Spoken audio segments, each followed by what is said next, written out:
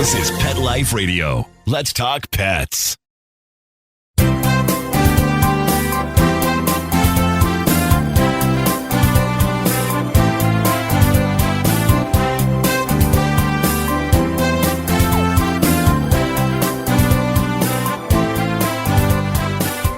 Oh, and we're ready to go. How do you like that? I just got the thumbs up.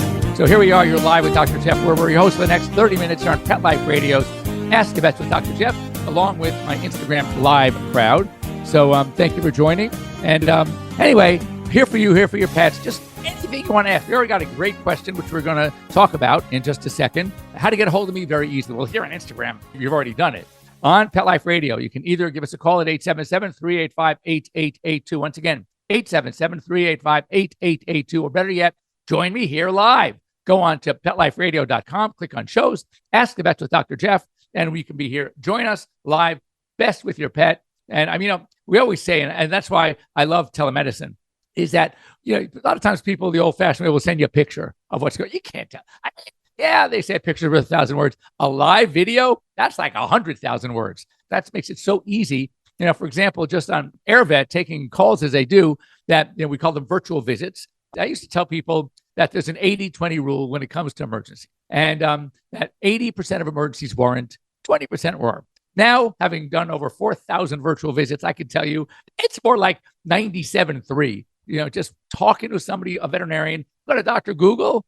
Don't go to ChatGPT. It's too generalized. You need to see each case individually, and we can do it with telemedicine. So for those of you who aren't using it, find a platform you love. We'd love to have you on AirVet, but the whole idea is, or join us here on a Sunday on Pet Life Radio or on Instagram, and seeing an animal makes a huge difference. Anyway, we had a great question, which I'm going to share from Martineau, and it is, I'm going to go find it again, about her boxer who is turning 10. And my friend said he should get x-rays of chest each year to check for potential lung tumors. Is that true? And I'm going to take it one step further. You have a 10-year-old dog, I don't care the breed, or even a cat. They should be going in for a full physical, blood work, urinalysis, depending on what's going on, the conditions, maybe x-rays every year.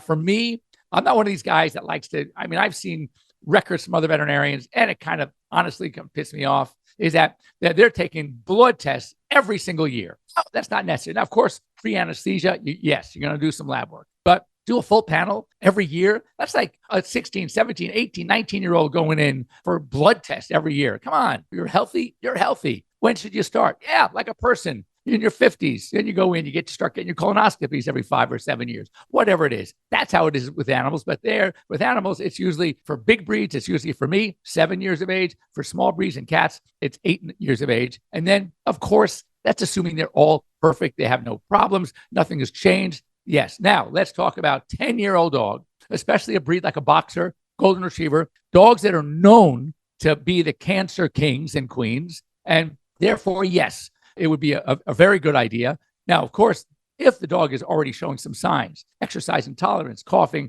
yes, that could be lungs, that could be heart. So there are some things that should be checked. But certainly once a year for a boxer, 7 years of age, should be going in for lab work. If everything is fine, maybe every other year, get some chest x-rays too. They would be fine. Now, let's talk about, as tumors, what is the likelihood of getting primary lung tumors versus other? And I would tell you that, yes, dogs get primary lung tumors, but there are many, many other tumors that they get much more frequently than primary lung tumors. And some of them metastasize, and they metastasize to liver and lungs. Typically, those are the 2 L's. And so, yes, we need to watch out for these, but you should be checking your dog always. Lumps and bumps, pet your dogs frequently and give them good massages and rub downs. And if you feel a lump, have it checked. Any of them are going to be little lipomas, fatty tumors. There'll be warts. There'll be skin tags.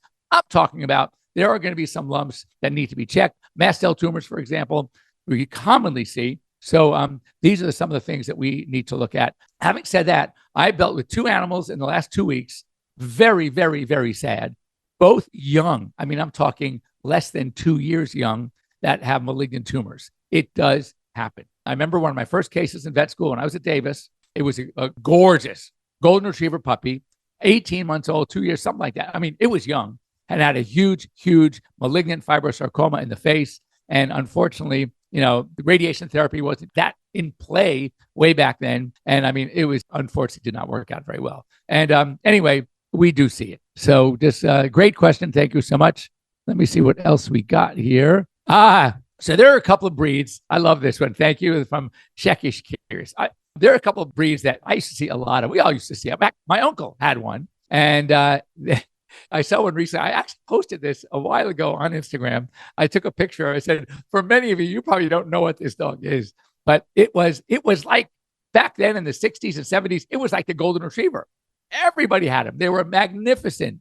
And they had this big external occipital protuberance. That's that huge bump that some dogs get on the back. Irish setter. You don't see Gordons anymore. English, Irish. I mean, there's some. I haven't seen I can't tell the last time I saw like a Saluki or an Afghan hound.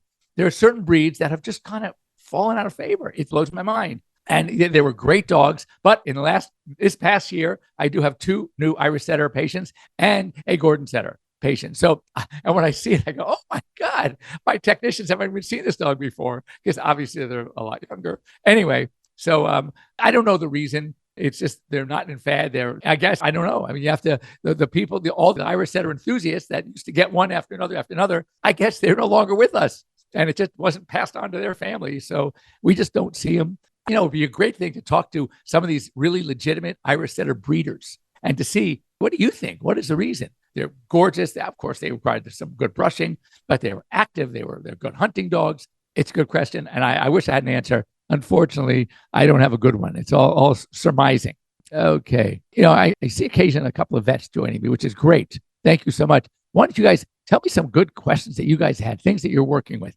Jeff, I have a German Shepherd who is 13 years old. When he sits, he has some type of white greenish discharge coming out of his pee area.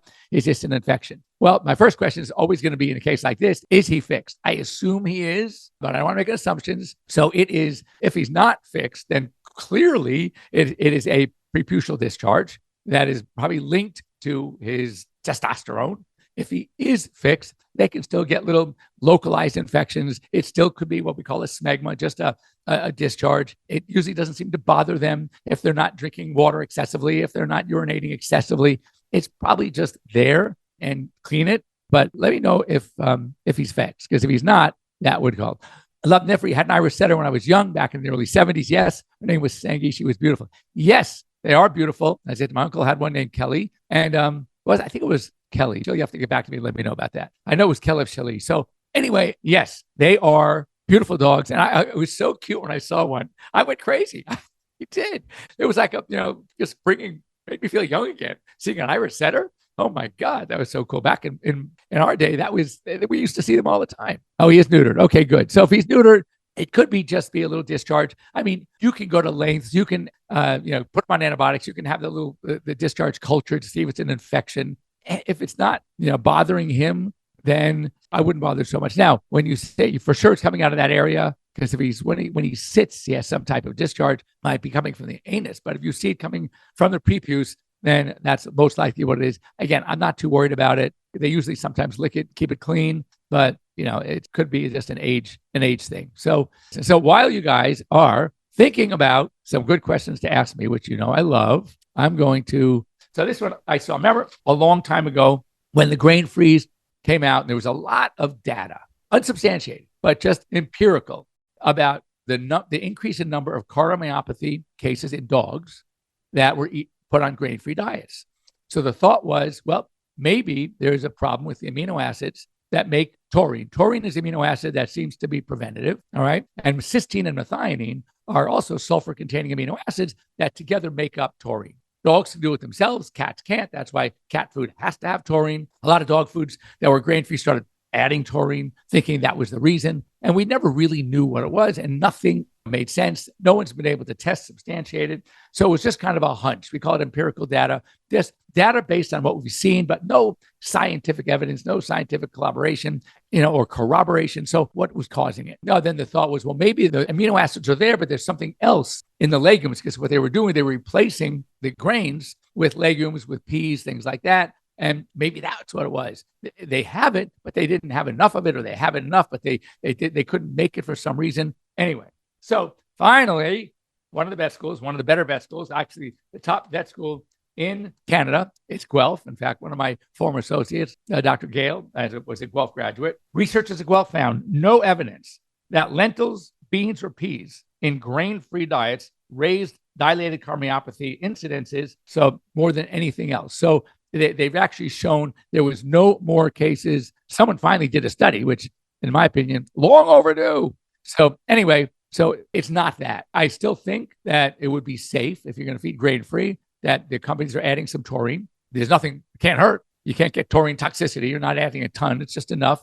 But so to date, it was just kind of a weird thing, unless something else in the diet, in a grain-free diet that we don't know about, was potentially underlying cause. But bottom line is, if you really want to feed grain-free, you can feed grain-free, and I wouldn't worry. All right, we're talking about heartworm prevention, and I'm glad it came up because I was going to talk about it anyway, because we here in Southern California, I mean, let's put it this way. They're typically, heartworm is a mosquito-transmitted problem. It can be potentially deadly. I remember it's year-round in the Southeast, in the Gulf states, part of Texas, Louisiana, Florida, year-round problem. In fact, when Katrina, hit, and we were getting hundreds of dogs that were shipped out to California, out west, from the various shelters in Louisiana and New Orleans, where it was really, really a huge problem.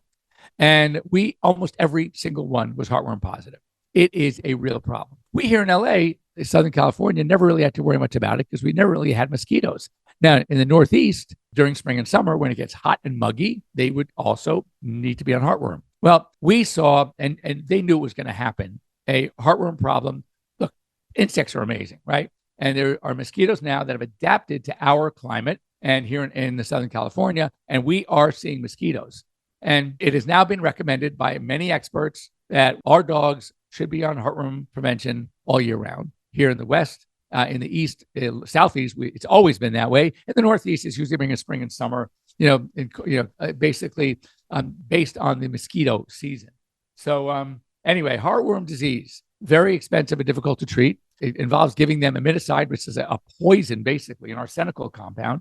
And for cats, there are no approved treatments. So prevention is key. And I think that you should talk to veterinarians and start, you're doing flea and tick once a month anyway. So why not just add, there are companies now and products out there that have already done it for you. And you can get flea, tick, and heartworm in a single monthly chewable. So my recommendation is talk to your vets. I started my dogs on heartworm prevention. It would be wise, even though most likely here in LA, your dog is heartworm's negative, but you should always start with a treatment, inexpensive, in-house test to treat for heartworm disease, and then start. And another reason I say this is that most of these companies that make these products are going to guarantee their products. If you can prove that your dog was heartworm negative to start, and you've been religiously giving it every month, and they're still got heartworm for some reason, they will, if not pay all, they will help pay for the treatment, as I said, which is expensive and extensive.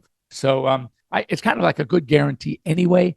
Get them on the heartworm prevention to be safe, but do start with the heartworm test. This is kind of cool. A growing number of restaurants in the United States are now basically adding pet-friendly menu items. Fish, pork, broth, beer, don't even ask me, I have no idea what that is. And some food trucks are also, and bakeries are also providing pet-friendly foods. So what does it tell you? Pets are part of the family, and they know that you're going to find it somewhere. That means you're not going to get it from them. So now they're saying, you know what? You can't beat them, join them. We're going to start providing food and things like that so they don't have to go to a pet store, where that supermarket becomes a one-stop shop, where that restaurant becomes a one-stop shop. And anyway, that's pretty cool. So this is from veterinarians to pet parents, and there are 5 no-nos. And we're going to do these no-nos, then we're going to stop for a quick break. Number 1, never give drugs meant for us, for people, to pets without first checking with your veterinarian. Number 2, never leave pets unattended in cars, even for a few minutes, because you'll be amazed how fast, first of all, dogs, even if the weather seems okay, dogs start panting. They get anxious. Remember, dogs' temperature is 101, 102 degrees, right? So every time they're panting that hot air, it's basically filling up that car, and it's increasing the temperature in that car dramatically. Number 3, don't ignore your pet's dental health, because I'm telling you, so many times I hear people tell me, oh, God, doc, I know the teeth are terrible, but he's already 12. Care about 12. If he's healthy, go back to the lab work.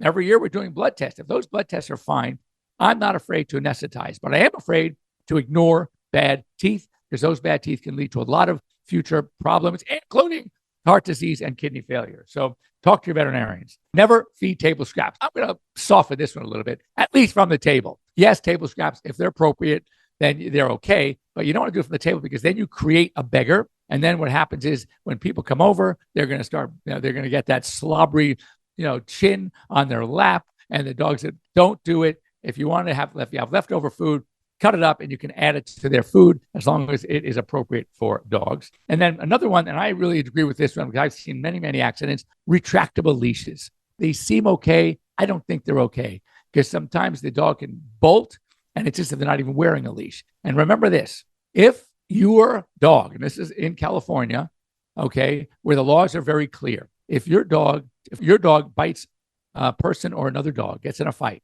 and if both animals are on a controlled leash, then they are responsible for each other.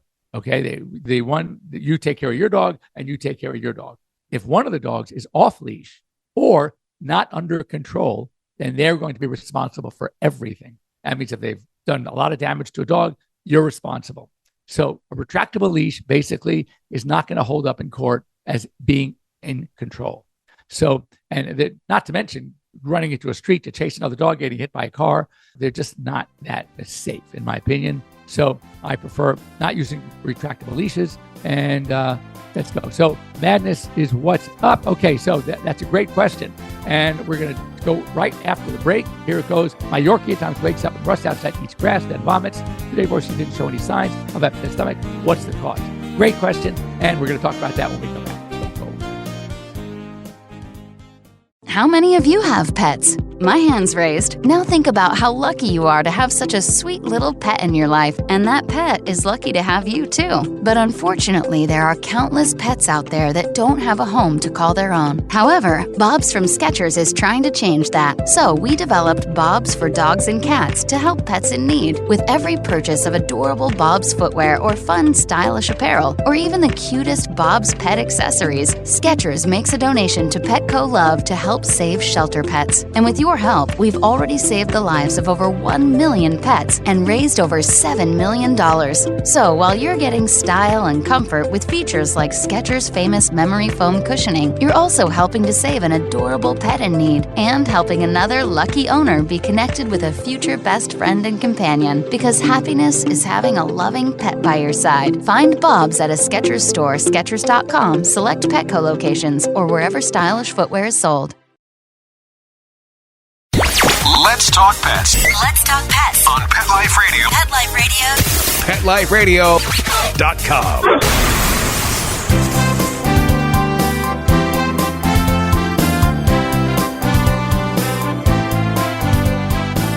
All right, and we are back live here at Pet Life Radio and Instagram. Just going into the break, we had a really, really good question and actually a comment on swimming pools. Yes, I should add swimming pools to the list. That even if your dog is water safe, you never want to leave a dog unattended because sometimes they don't know when to stop.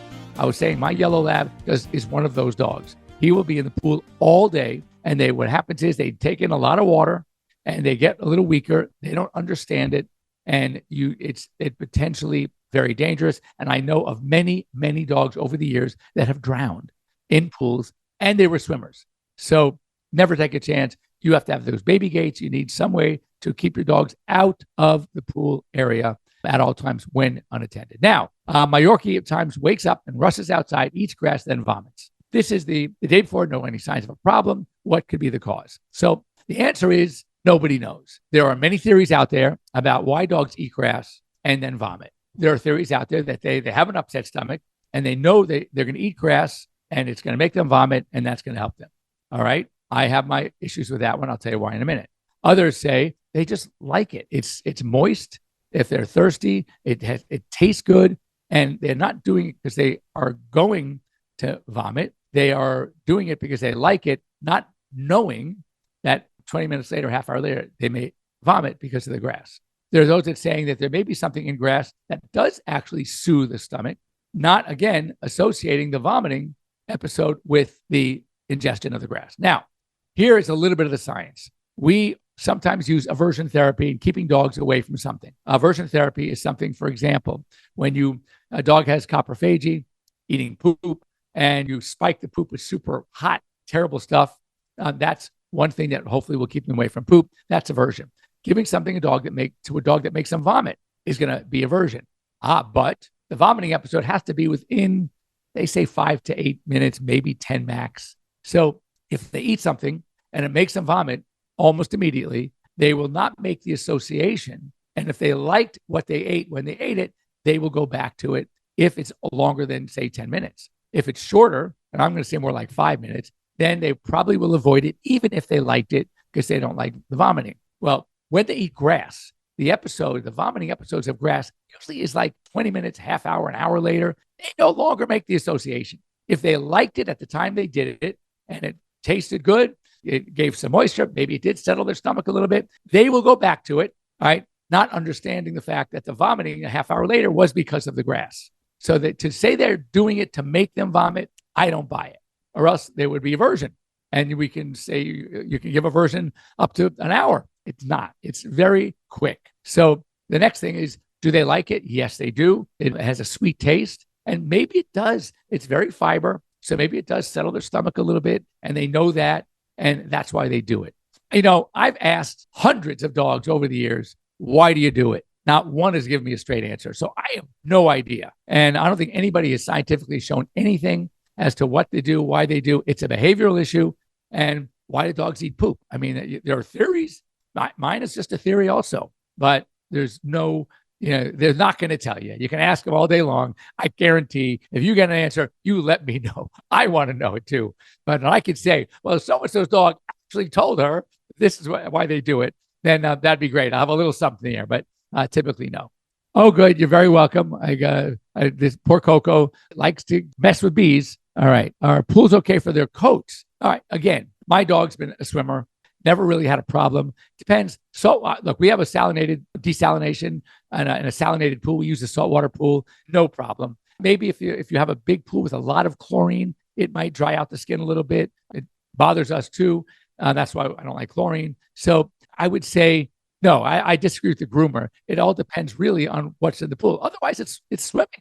Dogs go in the ocean all the time. It's salt water. They don't have problems. So I would say it would probably have more a function of chlorine in a pool, and to what degree the pool is chlorinated that might dry out skin and have an issue with coats.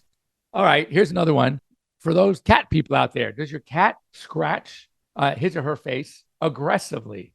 And one of the things it could be, believe it or not, is dental disease, because they have no way to rub their gums. They can't take their paw like we can and work on something going on in the mouth. So they rub their faces.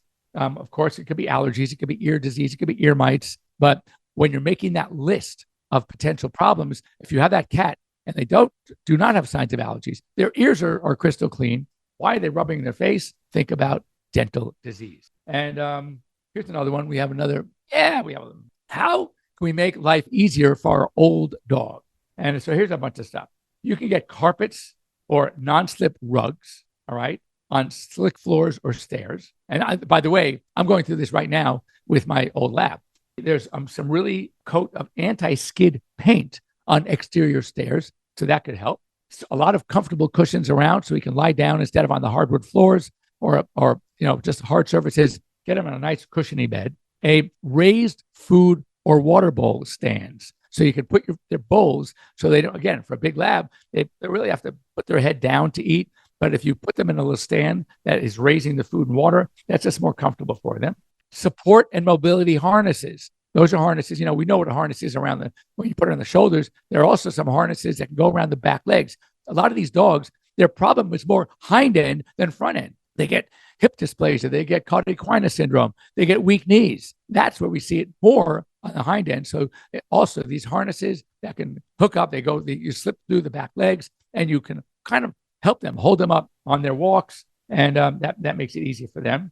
And then also to keep their brain occupied, because we know a lot of these dogs get dementia. They're a form of Alzheimer's. So we call it canine cognitive dysfunction syndrome, all right, or CDS, cognitive dysfunction syndrome. So you can get these puzzles that are food motivated. They have these little wells, and with little pieces that slip over them, and then the food is underneath, and they smell the food, and they start manipulating all these things with their paw, with their snout, until they uncover a well and they get the treat.